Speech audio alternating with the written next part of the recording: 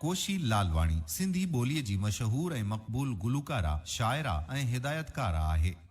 कोशी लालवाणीअ जो मशहूर सिंधी गीत आहे जाग सिंधी जाग, जंहिंजी शाइरी, धुन ऐं आवाज़ संदसि पंहिंजो ई आहे।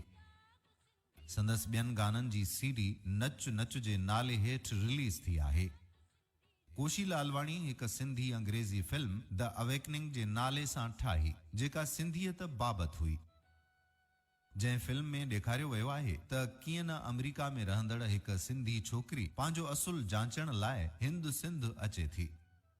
कोशी लालवाणी ॿारनि जे लाइ केतिरा ई नग़मा ॻाया, जिन खे गुलड़नि जा गीत जे नाले सां रिलीज़ कयो वियो। उन्हनि गीतनि नंढनि ॿारनि में सिंधी ॻाल्हाइण तोड़े सिंधी सॾाइण जो रुझान आम कयो। कोशी लालवाणीअ जो गीत जाग सिंधी जाग जॾहिं सिंध में KTN चैनल ते नशिर थियो त उनखे तमामु घणी मोट मिली।